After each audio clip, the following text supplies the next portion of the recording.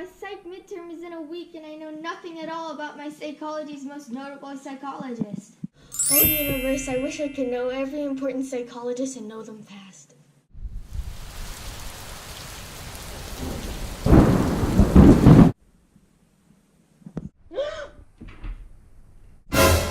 Oh my gosh, who are you and why are you in my room? Well, I'm Sigmund Freud.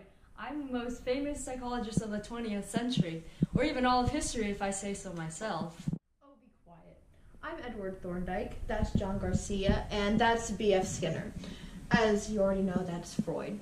And we are the psychologists that revolutionized our field for the better. Wait, how are you here? Weren't you born in like the 1800s? Actually, no. I'm John Garcia, and my research and findings came out in the 1960s on taste of food. One of my most popular works is The Interpretation of Dreams, which is about my theory that our dreams represent unconscious wishes that are disguised in our dreams, and it came out in the 1900s. I'm also the father of psychology and one of the most influential psychologists of all time. I published many, but some of them were education psychology and animal intelligence.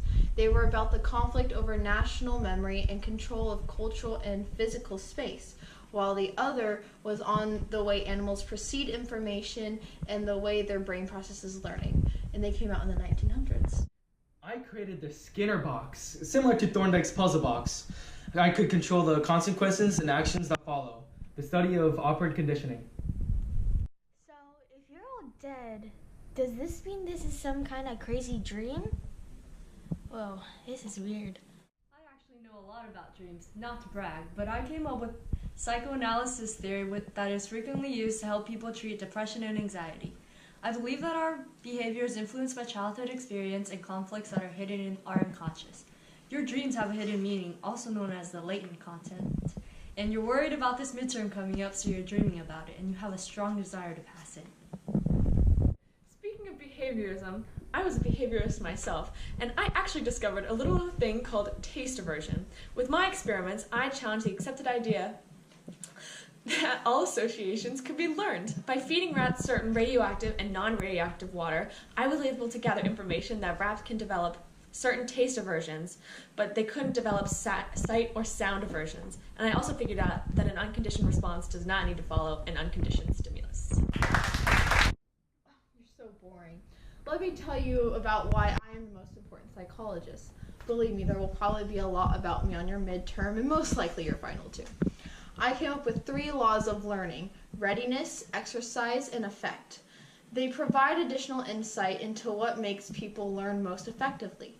Also, the learning theory that led to the development of operant conditioning with behaviorism, and in 1898, I advanced in the law of effect, which deals with what is called a stimulus response reaction that is exhibited by living creatures, and it is based off the observation of animal behavior in test conditions. Okay, well, here it goes. Best for last, I guess. I was one of the most famous, influential, and controversial behaviorists of all time. I developed behavioral technology to reveal behavior control. I most famously created the Skinner box, which is an operant chamber. An operant chamber is a box that holds a mouse and a bar that an animal can manipulate to get food/water.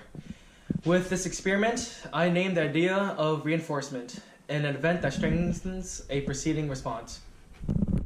So you think you're ready to ace your midterm?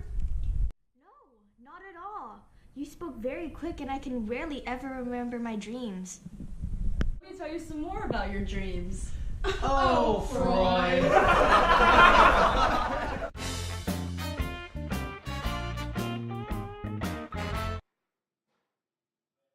The